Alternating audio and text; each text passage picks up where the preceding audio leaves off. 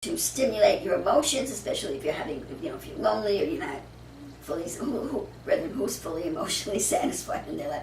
You show me the person that's fully emotionally satisfied in their life. It's seeking to lay hold of all of your weaknesses and turn them into the property for the use of the serpent in your life. Now, if you want to go see the movie, and you know that, well, go see the movie, but you need to know that, and this is why God has me reviewing movies, I guess. So, here's this subliminal cut right there. Like, it's absolutely normal. She looks like a normal person. You saw her on the screen. She's well dressed, she's well groomed, She looks like someone you would want to date if you're a guy, if she's your daughter, She's nothing reprobate looking about her at all.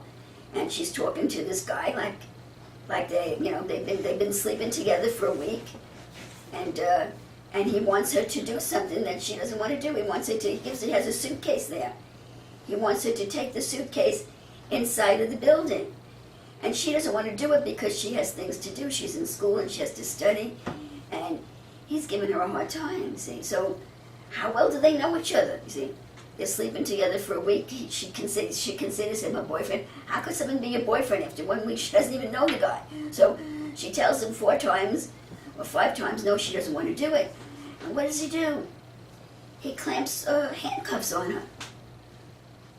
But now, brethren, look at that subliminal cut, that someone would even think of something like that, okay? That you put handcuffs on your girlfriend, if you want to call her a girlfriend, that's what they were calling each other, and the handcuffs are attached to the suitcase that she refused to take through the doors into the office building. So now he's going to force her to do it, okay? Now this is a subliminal cut. Is that even a possibility? All you guys out there who have a girlfriend that's not cooperating with you, and whatever it is you're asking her to do, you like the sports, she doesn't like sports, whatever it is you want to do that she doesn't want to do, are you going to put handcuffs on? Brethren, these are subliminal cuts. You don't treat people like that. See, you want them to take the suitcase and even offering to pay her $500. She doesn't want to do it. You don't put handcuffs on her and handcuff her to the suitcase and make her do it. That is a subliminal cut. That's how you deal with problems of disagreement.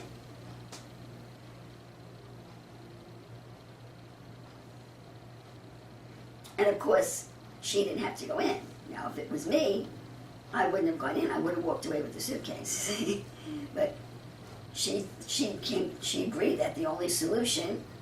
Why didn't she walk away with the suitcase? Because that's not the way the timeline, the storyline went. She thought all she had to do was go through the doors. This is what he told her. But of course, the big question is, why doesn't he want to do it? That's what the big question is. She asked him what's in the suitcase. And he says he doesn't know. He says papers, just paperwork. So why don't you walk through the doors to the office building and stop at the reception desk? And all you have to do is ask for the man and drop it off. Something's wrong, right? Now, it didn't say it in the movie, but I had the feeling, and I don't even know if this is right because it didn't play out that way, but they had the feeling that they didn't want him, they wanted the girl. He said that he had done it. He had done it for a couple of times. Well, if you did it a couple of times and you got paid, why don't you want to do it this time? They didn't really make it clear.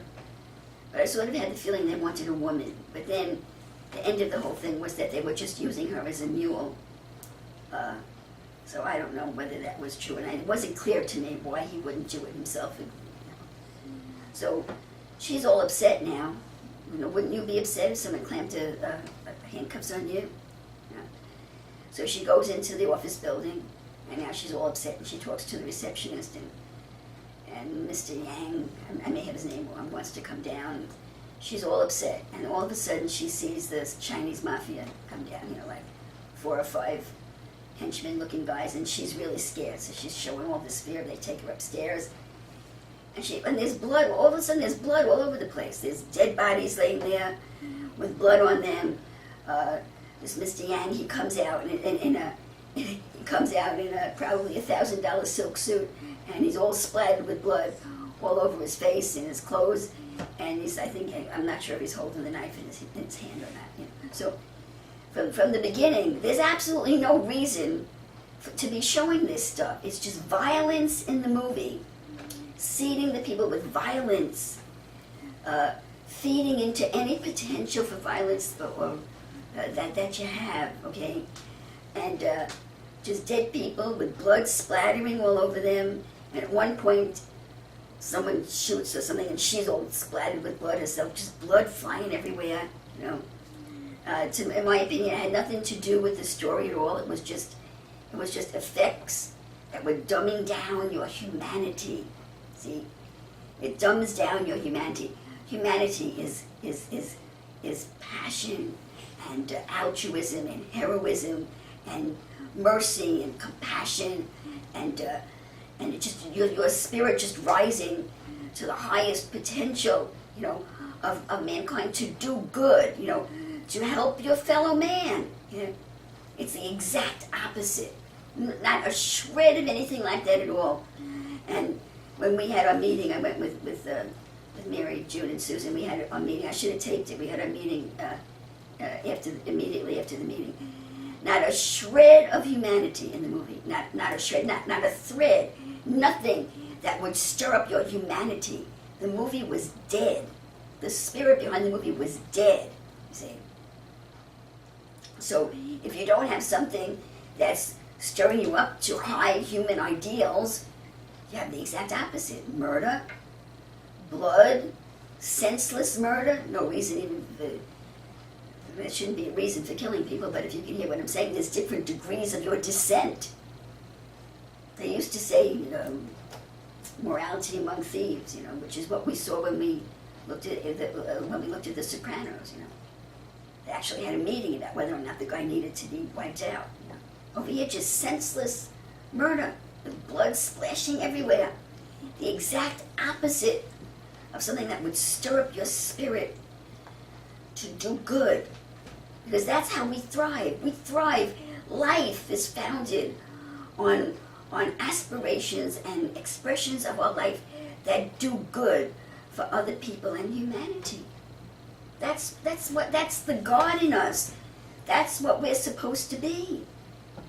That's why selfishness is such a serious crime. Because when you're selfish, you turn inward, and like a black hole, you collapse. A black hole is a star that collapses upon itself, and you just dry up and die.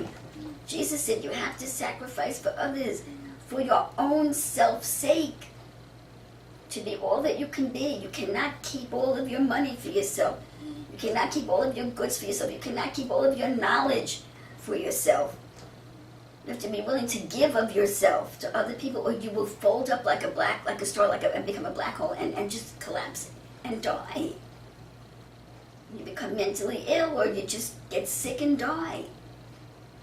Well, these movies are the exact opposite of what mankind needs to produce a spirit and a life that will call forth good health, good mental health, physical health, emotional health.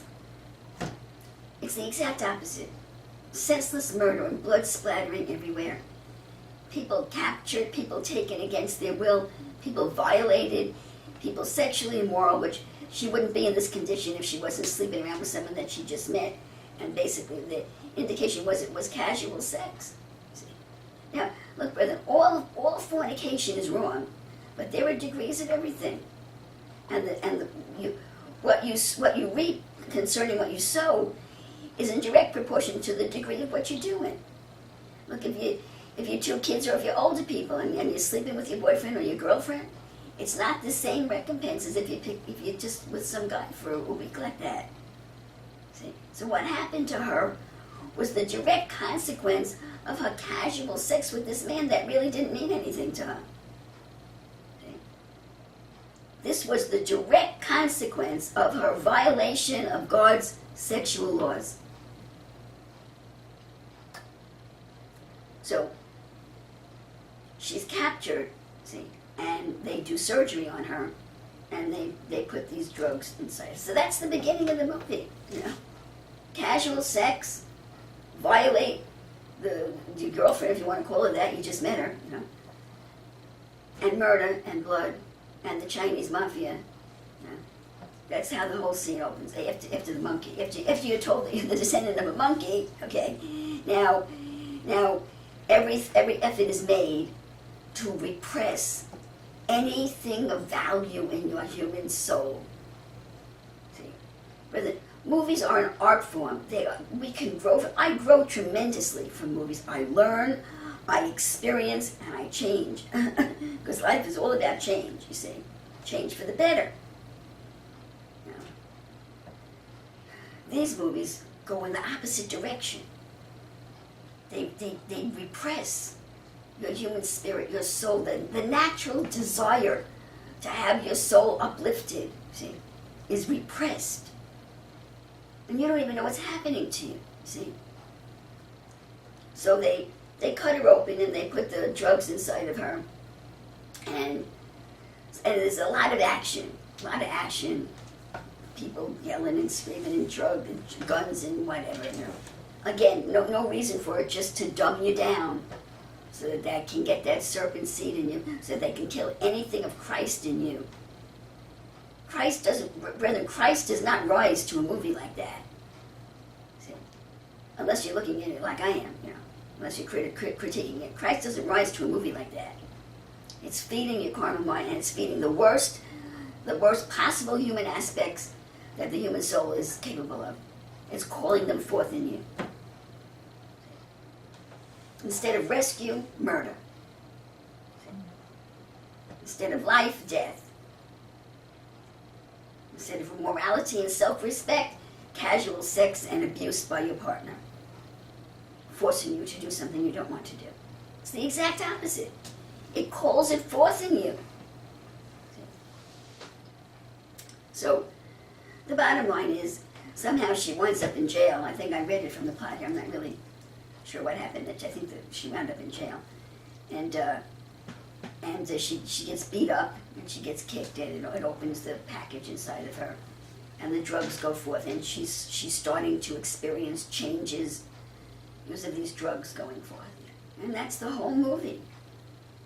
The whole movie is a visual depiction of her incremental and exponential physical, mental, and I think emotional changes. She lost all of her humanity. At the beginning of the movie, it was very clear.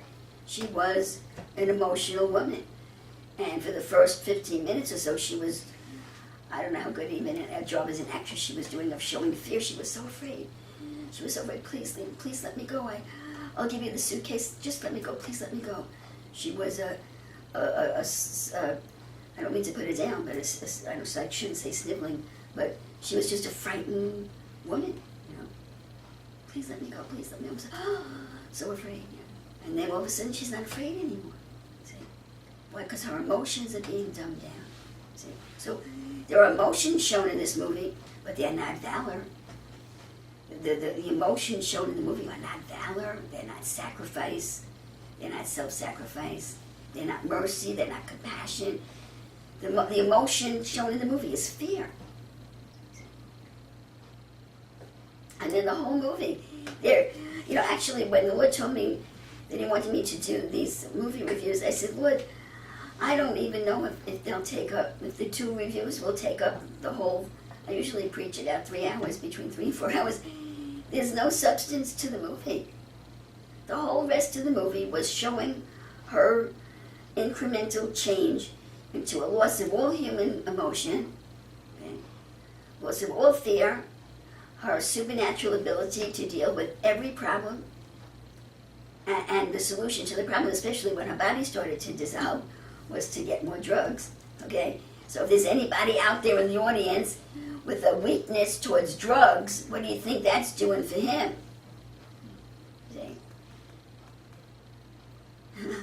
It's showing to the worst potential in every human being sitting in that theater. It's a spirit of divination, looking for your worst potential. Whatever your weakness is, it's hitting on you.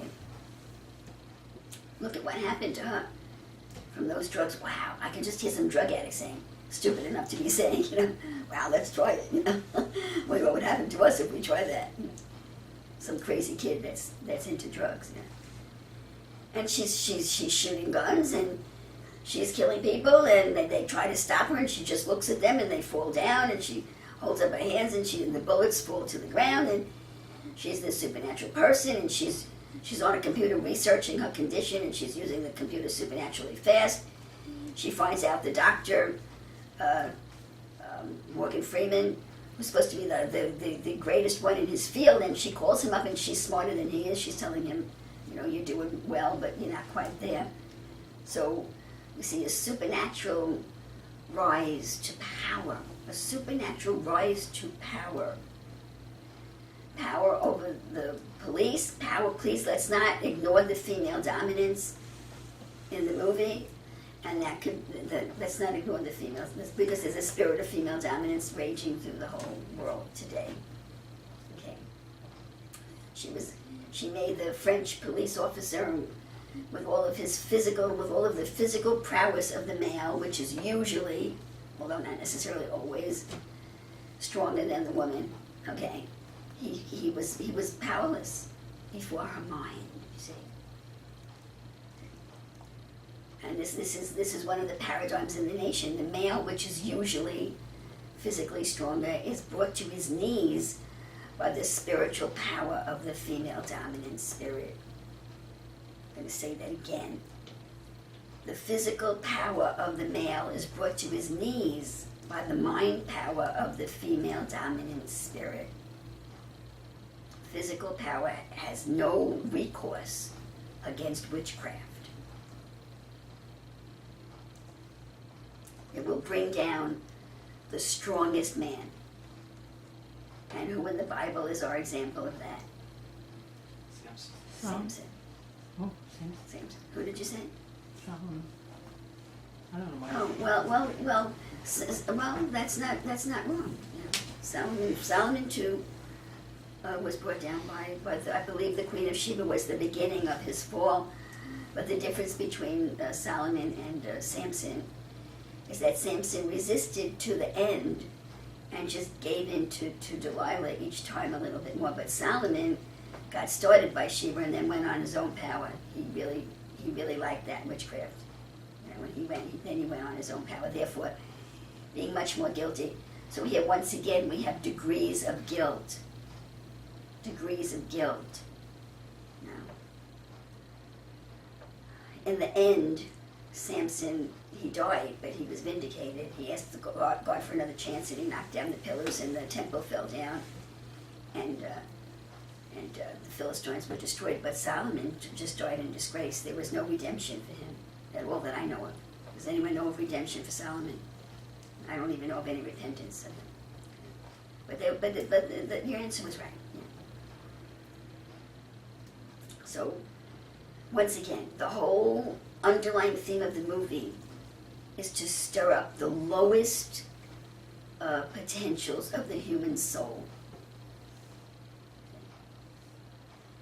And all of that blood speaks to any potential for witchcraft or bloodlust in the person.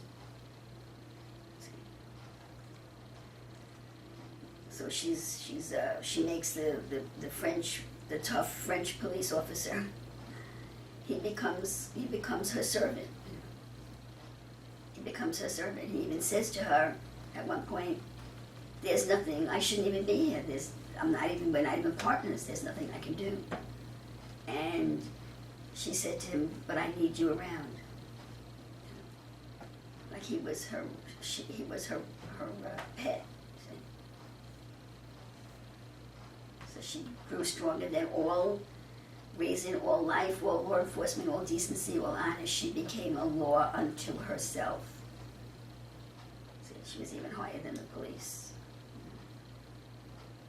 So the whole movie is her finding knowledge. And again, as I mentioned earlier, knowledge is what is behind all of the secret societies. You see, that's why people misunderstand us.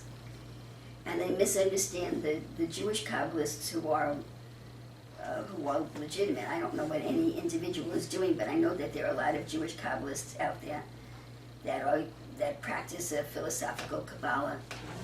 And my leg's acting up. I'm sorry. They practice a practical Kabbalah, and they use that spiritual power to understand the Word of God, which has been good for us, because I don't speak Hebrew, so I and all of you are benefiting from all of their labor. As far as I know, the Jewish Kabbalists that I deal with, they are not evil people or doing anything evil with that knowledge at all, although there are people out there that misuse Kabbalah, but as far as I know, it's not being done with the Jewish Kabbalists that I know.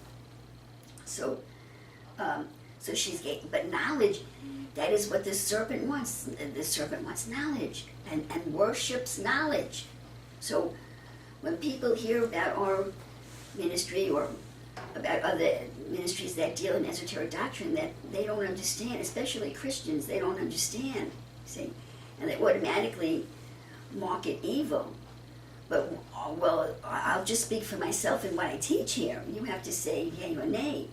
I do not worship knowledge. Well, I love knowledge. I find it delicious. I love knowledge, you see. But I don't love it more than I love God. I love knowledge that God lets me have. I love knowledge that arises out of His righteousness. See? I love knowledge that, see, there's knowledge that makes you feel important and makes you feel that you have power over other people and over the world. That's not what I get out of the knowledge here. See? To me, it's feeding a spiritual need in me that God is in agreement with. That I am partners with God. My relationship with God is based upon this word. Rather, every relationship that you have, there has to be a foundation. There has to be something that you have in common. So we have a lot of Christians going around saying, I love you, Lord, I love. How do you love Him? You know, you have an emotional love for Him. You have a memory of good things that He's done for you. His Spirit makes you feel good when it's manifested. That, brethren, that's not bad. But it can only go so far. My relationship with God is based upon His Word, which is infinite. It is unlimited. And I cannot get enough of it because He is His Word. So as I say it's delicious and as I pursue that Word, it's drawing me closer and closer to Him. It's His Spirit that is delicious. But you cannot separate His Spirit from His Word. When you're pursuing knowledge in the proper way, through the Spirit of God, there's no separation from the Spirit of God and the knowledge. And therefore, you don't get into trouble. But when you pursue knowledge for knowledge's sake, then it builds up your pride and your ego. And this is what's happening in academia today. They think that they're better than the common man. But I told you recently, maybe in the exhortation earlier, I'm old enough to remember a time when people knew, when men ran their households, and their household was run like a tribe. It was run like a system. A father, a mother, children. The sons grew up. They took their position of authority in the family. The downside of it was that there wasn't much room for the women to do anything except be at home. But the problem is there's nothing perfect in this fallen world. Is it any better today? The women have been liberated and the family's been decimated. See? I saw law in the household, sometimes amongst people that couldn't even read.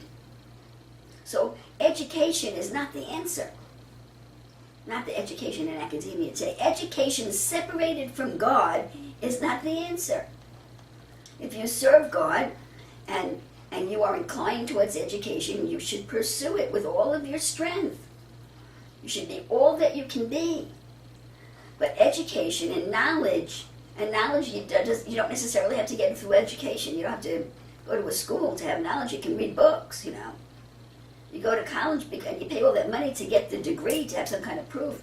You can go to the library, read all the books that you want. You'll know everything. Go online, all kinds of information. The pursuit of knowledge apart from God will lead to paranoia at its ultimate potential. If the serpent can push you that far, will make you a megalomaniac, that you think you're better than everybody else. And what happens, brethren, once you start thinking that you're better than everybody else? and that you're up here and everybody else is down there, eventually you start killing that which is down there because you think you're up there and they're just vermin down there. So power apart from God, knowledge apart from God, is devastatingly destructive. So Jesus says, humble yourself. And the more knowledge he gives you, and the more power he gives you, he says, humble yourself more. See, we're told that Moses was the meekest man. Meek not meaning that he was weak, meaning that he was humble before God.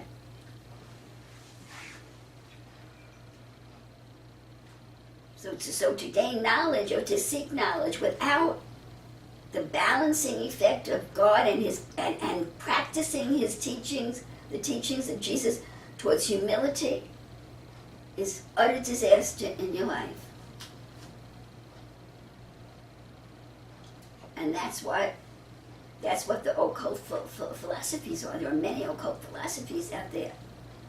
And they're preaching esoteric doctrine without God. You see, even if you're preaching it off of the foundation of the Bible, if you're doing it without the Spirit of God, if you're doing it without God's permission, if you're doing it without a relationship to God in the midst of it, if God is not honoring your pursuit of that knowledge, nothing good can come out of it. And for this reason, the churches have instructed the people to stay away from it. And that's true for the young Christians. But somewhere along the line, it's 2,000 years since Jesus was glorified. Somewhere along the line, the Lord had to be saying to some preachers somewhere, it's time to go on to perfection. Now leave the babies alone, but take those that are ready and start teaching them the spiritual life. And maybe that did happen and the people failed. I don't know. I can't be the first one that he's trying to raise up in 2,000 years. It's not possible that I'm the first one. It's not possible.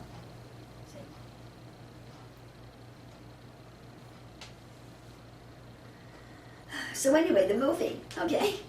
So she's knocking people down and she's showing her female dominance and she's smarter than everybody and she's using computers and she dissolves. That's the whole movie. These drugs bring her to the point, and that's what Morgan Freeman was saying in the trailer. You saw him saying, he was being asked, well, what happens when she starts using 100% of her brain? I don't know if it made it clear or not. It starts out in the movie that man averages the use of only 10% of his brain. And I've heard that too. We just use 10% of our brain. So what will happen to man when he finds the ability to use more than 10% of his brain? And they tell you in the movie, 20% up to 20% is basically a knowledge and intelligence, and you're building yourself in this life. When you use 40% of your brain, then you and I may not have this exactly right, brother, 40% of your brain, and you acquire power over your body. In other words, the implication was you're not sick anymore, okay, and possibly death, okay.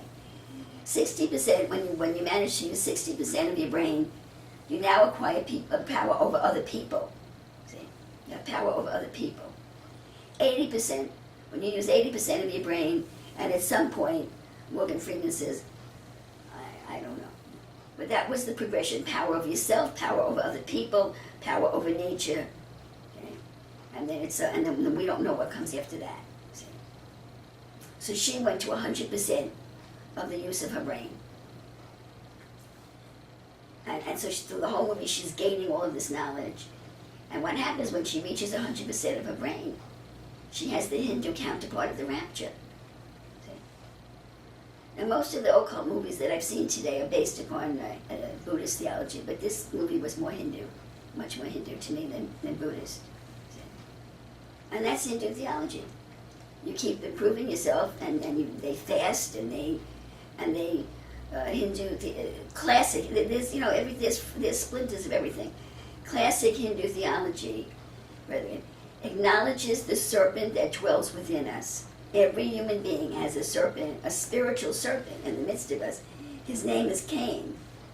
Okay, I'm not saying the Hindus call him that, but every one of us has a serpentine, a spiraling source of energy that resides at the base of the spine. And spirituality, the female spirituality, is that serpentine or that spiraling energy. It's called a serpent because it's spirally. It's not a serpent with eyes and skin. It circles, it winds around itself like a serpent winds itself out. So they call it the serpent. And that serpentine energy is the source of this female spirituality. So I've been preaching to you for years that the female spirituality without the male spirituality is the stirring up of the female spirituality without the male spirituality is dangerous, because it comes without wisdom. It comes without morality. The female spirituality has no morality attached to it. It's raw spiritual power. And if it's not bound down under the mind of Christ, if it's not bound down under a mind that can manifest a morality high enough to deal with that spirituality, how can I say that? Brethren, there are degrees of morality. Okay? We need a mind that's capable of the degree of morality that can control the female spirituality. So you can have a man somewhere who says, I know murder is wrong. You can even have a man somewhere that says, and a man or woman, it's a generic term for me. You can even have a man somewhere who says, well, okay, I acknowledge fornication is wrong. I'm not going to live like that. That kind of morality may not be enough to control a spiraling out of control female spirituality. And the only mind that can do that is the mind of Christ. It's a morality that's higher than sexual morality, higher than the morality of how you spend your money, higher than the morality of how you relate to other human beings. I don't know how to describe it to you, to tell you the truth. But there's a morality that is higher than any man in the flesh. Jesus Christ is our demonstration of that morality. It has to do with life.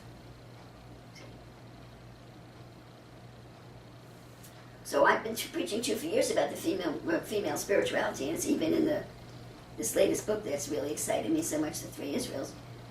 But I've never really made it clear to you that it's the serpentine in you. It's the female spirituality in you is Kundalini. The Hindus call it Kundalini. See? And I can't tell you it's an ungodly power in you. It's an amoral power in you. The female spirituality is amoral. It has no morals. It's like a weapon.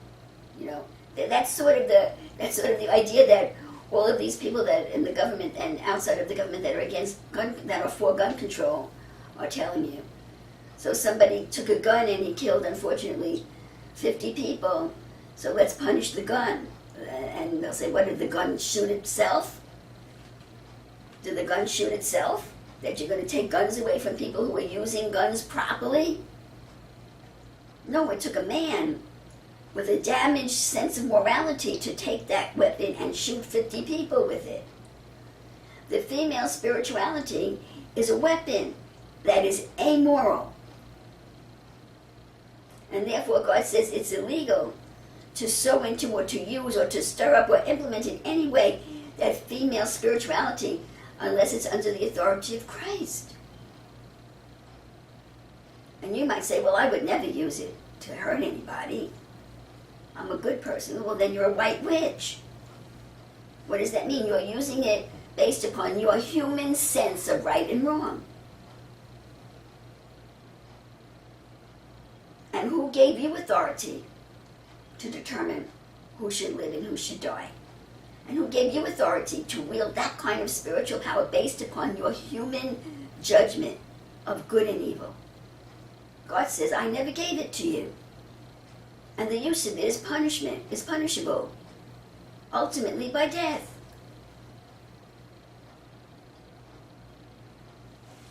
So she's wielding this ultimate power, and according to Hinduism, classic Hinduism acknowledges this spiraling spiritual power that's at the base of your spine, that's called Kundalini, sorry. And their religion, the rituals of their religion, involves the stirring up of this female spiraling energy source at the base of the spine and manipulating it to rise into the heart center. When you see pictures of a Hindu playing the flute, and they have I think it's a rattlesnake. I think the other day I called it a cobra. I'm not really sure what the snake is, but I think it's a rattlesnake. Some snake that's wound up in the basket, and they play the flute, and the snake starts coming up. That they're doing something in the natural that maybe I don't know how they do it, whether there's a ritual involved or what. That is an outplaying of what they're trying to accomplish inside of themselves. That spiraling power should rise up into their heart center. That's where the power is. When you get that female spirituality into your heart center, you have spiritual power. And if you get it up into your throat, you're dangerous. Well, you're dangerous with it in your heart center. So this is Hindu theology, see? And this is the reality of Hindu theology. It's an esoteric theology that wants to return to immortality and spiritual power.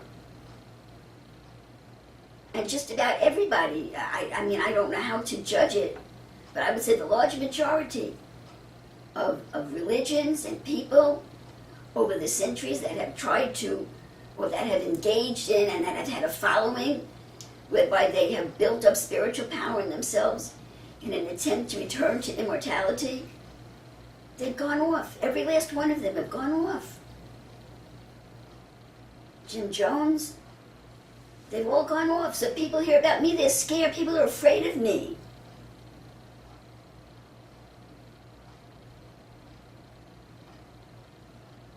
Physical men with big muscles are afraid of me. I gave my book to one guy at the synagogue, 6'5". He sees me coming and he goes like this. He doesn't want to talk to me anymore.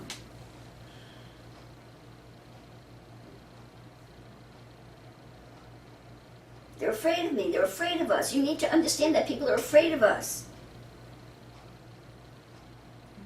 Maybe my own disciples are afraid of me.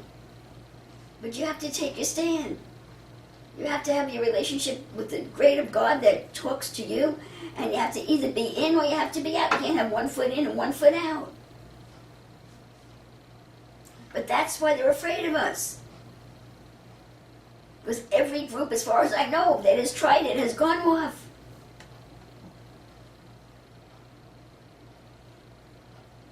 That's why they're afraid of us, and they're afraid of me.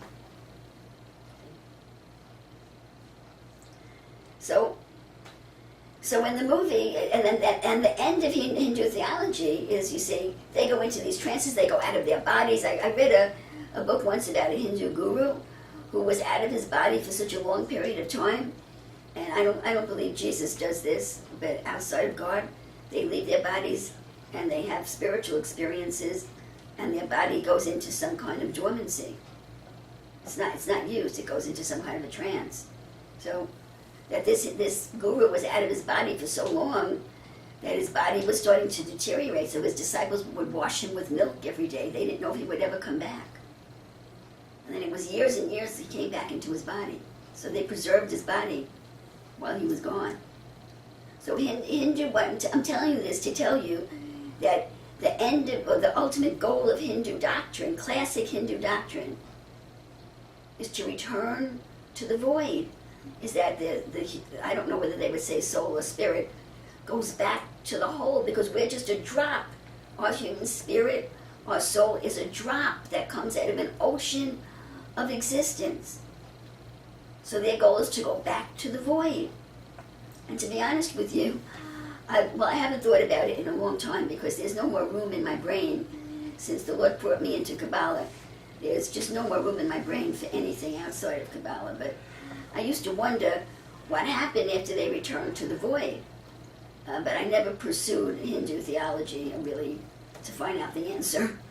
What happened after they return? What happens to you after you return to the void? Well, I can't tell you for sure that this is the answer.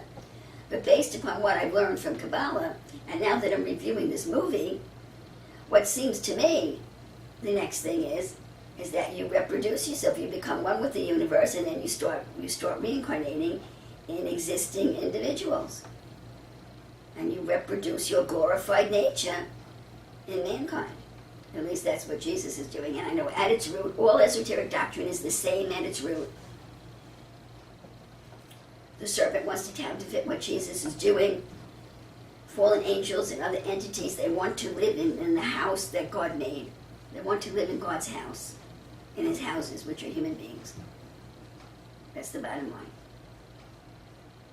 And the problem that the fallen angels are having is that when they indwell, when they find some people who are vulnerable enough that they can inhabit their houses, they either die, they die from the possession, or they die from old age. And from what I understand, the angels have not been able to solve the problem of either keeping the bodies alive or reproducing them. Because once a fallen angel inhabits a human person, they don't reproduce.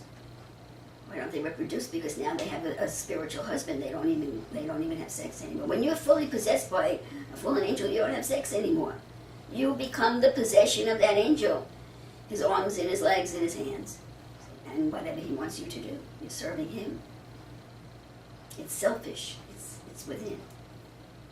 But I don't know that much about it. But based upon what the Lord has taught me, and this was my perception from the movie, that she becomes one with the boy. She uses up to 100% of her brain, and she melts. See, and just her clothes are left. So she has I'm calling it facetiously. I'm calling it the negative rapture. She has a negative rapture, and in the movie, the way the movie depicts it is that she becomes this black gooey stuff. There was a Star Trek episode about this black gooey stuff. She becomes a black gooey stuff that has no form, and it just spreads out in all different directions, and it goes to the computers. It gathers all of the knowledge in the computer. It absorbs, which I find very interesting. It absorbs all of the knowledge already known to man. Well, if you're so brilliant, you have all the knowledge of the universe, what do you need the knowledge in the computers for? I thought you had all the knowledge that put it in the computers. See? So it wasn't even a movie that made sense. Did you understand what I just said? Well, the teaching is that you're becoming one with the universe because all knowledge is in the universe. That means the knowledge that man already has come from the universe. So if you have now become one with the universe, why do you need the knowledge in the computers for? You're the one that's feeding the computers. So the movie it was a stupid movie. It was a terrible movie, see? It was a terrible movie based on an evil spirit. So anyway, she becomes one with the universe, and she takes all the knowledge that she's gathered to herself into a little flash drive and hands it to the scientist. And the end of the movie is, I am everywhere.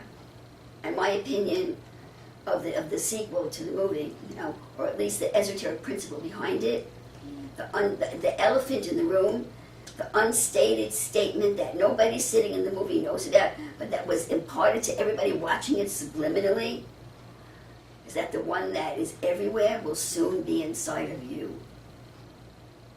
Because the air that's out there is the air inside of you, and the water in the atmosphere that's out there is the water that's inside of you. And the spirit of the universe that's out there, which is Leviathan, is inside of you. See? So the elephant in the room, the unstated message that is now seated in the mind of thousands, if not millions of people that have watched that terrible movie, is preparing them for the man of sin to be born in them.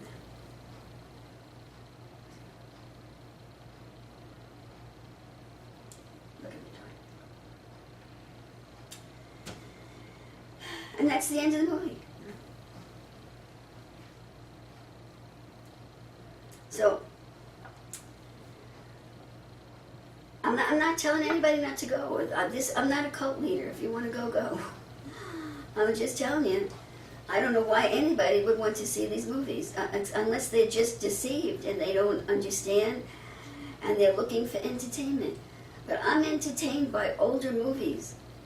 Movies which stir up my humanity, which stir up my compassion, which stir up my heroism, which stir up my love for my fellow human being. Movies that teach me something about goodness and the great potential for righteousness that all human beings contain. Movies with a good ending, not a false fairy tale ending, but a good ending that people who were in trouble overcame and prevailed. Hopefully with the help of God, as the movie is showing it, and did good with their lives. So I watch Netflix, and I've seen some good things on Amazon. We have Amazon too right now. But you have to be careful. That Mildred Pierce that I'm watching now is disgusting. I'm watching it through to the end because I'm aware of what it's saying, and for some reason I'm going to watch it through to the end, but it's disgusting. It's disgusting. At one point, the child, the 12-year-old child, she must be 15 at this point, she gets so obnoxious that her mother smacks her, and she smacks her mother back. And the mother just stands there.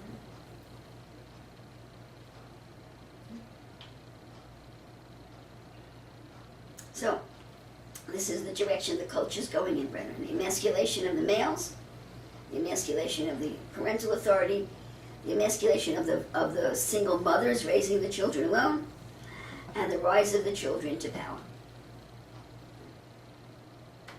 And of course, sometime, somewhere in my ancient past, I read a science fiction story once, don't ask me where it was, where the children took over.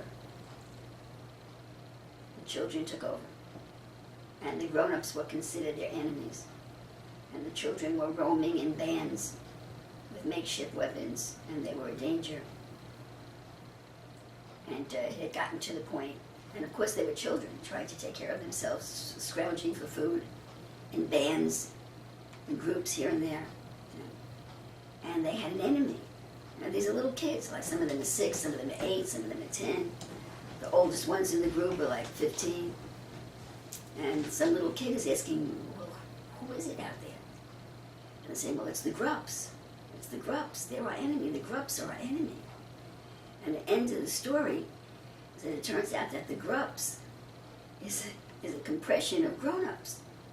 The grown-ups became the enemy, and the kids are banding and are literally at war with the Grups. See? So once again, if the Lord doesn't intervene, well, I don't know that it would come to that. I don't think it would come to that. I think a dictator would take over first. But that's where we are. And human beings, I'm going to end it with this. Human beings, we're clay. We're moldable clay. We can be made into something great. I mean, look at this country. Look at the Western world. Look at what this soul has done. See? I believe under the influence of Jesus Christ. Look at what this soul. Look at airplanes, trains, buildings. Look at what we've done. Every time I see an ambulance going down the street here with its flashlights flashing, do you know that sometimes it brings me to tears at the greatness of this country? That somebody is sick and we have this kind of emergency network set up? That you dial 911 and they come running to take you? It brings me to tears at what God has given us here and the greatness of what mankind can be under the righteous influence of Jesus Christ. Because I don't think we would be this if it wasn't for that fact that we were a Christian nation. And the other countries in the Western world have it too. It's Christianity. It's Jesus. And we haven't seen anything yet. We don't have a clue as to what we're really capable of when Christ Jesus is born in us. Greatness. Glory. So why would we do that to our souls? To be dragged down into the mud with blood and murder and casual sex and abuse of each other. Why would you let that touch your life? It has to be that you don't know any better. See? I'm telling you, there are a lot of good movies from between, I don't like to go back too far, like the 1940s usually are too, I can't deal with that, Even the 50s is hard, but starting with the 70s, and depending on the movie, maybe the 60s, but starting with the 70s, there were some really great movies made out there. Great movies. With great spiritual principles and great acting. Movies that will stir your soul and build up righteousness in you. See? But you have to watch them at home, But it's up to you. I have no desire to control your lives. I'm an educator.